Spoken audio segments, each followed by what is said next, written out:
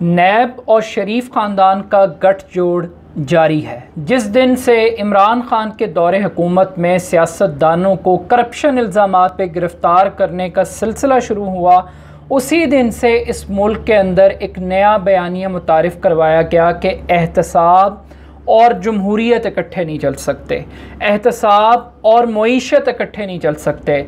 मगर आज एक नया बयानिया पेश किया जा रहा है इस कौम को शहबाज शरीफ की गिरफ़्तारी के ऊपर कि एहतसाब और कोरोना वायरस इकट्ठे नहीं चल सकते।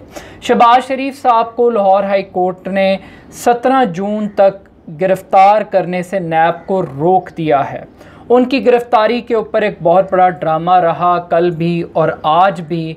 मगर इंटरेस्टिंग बात यह है कि वो शहबाज शरीफ साहब जिनकी उम्र 69 बरस है, जो कि कैंसर के मरीज़ हैं, वो इस कोरोना वायरस की वबा के दौरान बरतानिया से पाकिस्तान तक का सफ़र कर सकते हैं, पाकिस्तान पहुंच सकते हैं, मगर मॉडल टाउन से ठोकर न्याज बेग नैब के दफ्तर में पेश होकर अपनी करप्शन से मुताल्लिक सवालात के जवाबात नहीं दे सकते। वो शहबाज शरीफ साहब जो कि कैंसर के मरीज़ हैं, वो अपनी ज़मानत के लिए पूरे जत्थे और मजमे के साथ और पूरे जुलूस के साथ लाहौर हाई कोर्ट में पेश हो सकते हैं अपनी ज़मानत की खातिर नैब को रोकने के लिए, मगर वो टीटीज़ का जवाब देने के लिए 200 टीटीज़ का जवाब देने के लिए 7 अरब रुपए की मनी लॉन्ड्रिंग का जवाब देने के लिए नैब के दफ्तर में पेश नहीं हो सकते।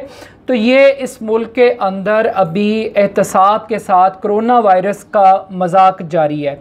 अब इंटरेस्टिंग बात यह है कि ये वही लाहौर हाई कोर्ट है जहाँ पे 50 रुपए के स्टाम्प पेपर के ऊपर इस मुल्क की करप्शन के बेताज बादशाह नवाज शरीफ साहब को बैरून मुल्क जाने की इजाज़त दी गई। अब मसला ये है कि इस मुल्क में आप गिरफ़्तार करके अचीव क्या करेंगे? अगर ये इल्ज़ाम साबित हो भी जाए तो उसका क्या फ़ायदा है? ये इस कौम का वक्त ज़ाया करने के मुतरादिफ है। क्यों? क्योंकि अगर इस मुल्क के अंदर इमरान खान को नवाज शरीफ के ऊपर, उसकी करप्शन के ऊपर तरस आ जाए, उसका दिल नरम हो जाए एक करप्ट आदमी के लिए, तो फिर आप किस बात का इंसाफ कर रहे हैं और किस बात का एहतसाब मांग रहे हैं? आज इस मुल्क के अंदर नवाज शरीफ लंदन की सैरें कर रहे हैं, आसिफ अली जरदारी साहब कराची के अंदर अपना ट्रीटमेंट करवा रहे हैं। तो इस मुल्क के अंदर जो लोग जेलों में जा रहे हैं बुनियादी तौर पे वो एक रिलीफ कैंपों में जा रहे हैं। एक ड्राई क्लीनिंग प्लांट लगा हुआ है कि आप 3 से 4 महीने नैब की हिरासत में गुजारें, ना तो कोई करप्शन साबित होगी और इस मुल्क का अदालती निज़ाम बदकिस्मती के साथ इस मुल्क की नैब, इस मुल्क का प्रोसिक्यूटर सिस्टम और इस मुल्क के अंदर कौमी सलामती के ठेकेदार, ये तमाम के तमाम लोग एक नेक्सस, एक नेटवर्क इस मुल्क में करप्ट माफिया के तहफ़्फ़ुज़ के लिए बैठा हुआ है। आप आर्मी चीफ़ की एक्सटेंशन के लिए वोट दे दें तो फिर आप नवाज शरीफ को बैरून मुल्क ले जाएं। आप आसिफ अली जरदारी साहब आर्मी चीफ की एक्सटेंशन के लिए वोट दे दें, बैरून मुल्क करवाना हो जाए।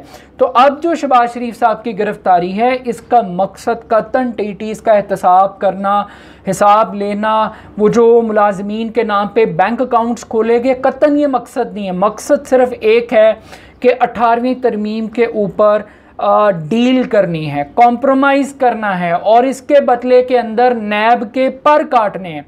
वो नैब जो करप्शन को फ़रोग दे रहा है, करप्शन ख़त्म नहीं कर रहा और इन करप्ट लोगों को मसीहा के तौर पे रीपेंट करके मार्केट के अंदर भेज रहा है, उस नैब को दोबारा रिफ़ाइन करने की खातिर इसके ऊपर डील की जा रही है और इनको जेलों से डरा के धमका के सारा ड्रामा किया जा रहा है।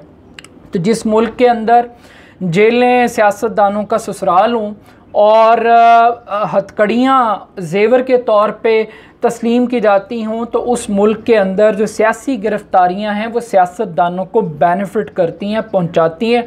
बदकिस्मती के साथ हम एक ऐसे माशरे में ज़िंदा हैं जहाँ पे वो कहते हैं जिन्ना लुच्चा ओना उच्चा। जितना बड़ा डाकू होगा वो उतना बड़ा जमहूरियत पसंद होगा, उतना बड़ा वो मोतबर होगा।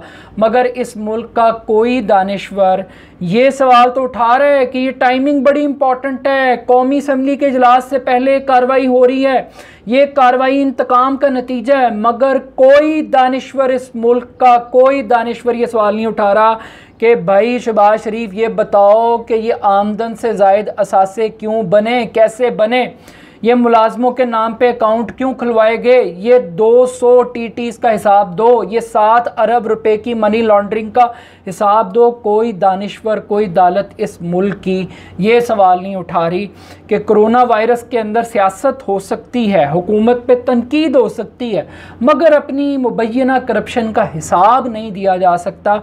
ये आज का इस अदालती फ़ैसले का जो निचोड़ लुब्बे लुबाब है कि अदालतें शरीफ माफिया को इंसाफ देने के लिए बैठी हैं। गरीब का अल्लाह ही हाफिज़ है इस मुल्क का और इस मुल्क की आवाम का। करप्शन का राज जब तक ये जुडिशल सिस्टम एग्जिस्ट करता है, इस तरह की नैब एग्जिस्ट करती है और इस तरह की हुकूमतें, उन्होंने वो बैरून मुल्क के मफरूर कैसे वापस लेकर आने हैं, वो साक डार मुंशी व नवाज शरीफ के बेटे वो हम सलमान शहबाज, उनको क्या लेकर आना है। ये तो इस मुल्क के अंदर ऑपोजिशन लीडर मफरूर हो जाए वो नहीं दस्तयाब होता, तो ये बाहर के मुल्क से क्या लेकर आएंगे।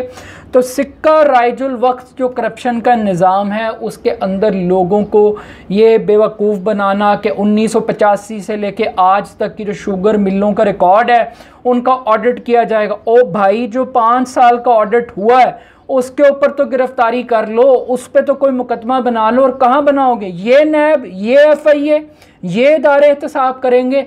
ये नहीं कर सकते। ये इनको ग्लोरीफाई करेंगे, इनको करप्शन को तहफ़्फ़ुज़ देंगे, लेजिटिमेट करेंगे। ये वाइट कॉलर क्राइम कभी नहीं पकड़ा जाएगा। तो इस मुल्क के अंदर सियासतदान नहीं, निज़ाम बदलो, इदारे बदलो। जब तक ये इदारे ख़त्म नहीं होंगे, ये जुडिशल सिस्टम, इसका जनाजा, इसकी फातिहा नहीं पड़ी जाएगी, तब तक इन माफियाज़ का आप कुछ नहीं बिगाड़ सकते। ये गॉड फादर सिसिलियन माफिया के लिए बने, ये सिस्टम उनके फ़रोग के लिए बने। तो आज इस मुल्क के अंदर एहतसाब और कोरोना इकट्ठे नहीं चल सकते, लेकिन कोरोना और लूट मार इकट्ठे ज़रूर चल सकती है, इसकी इजाज़त है।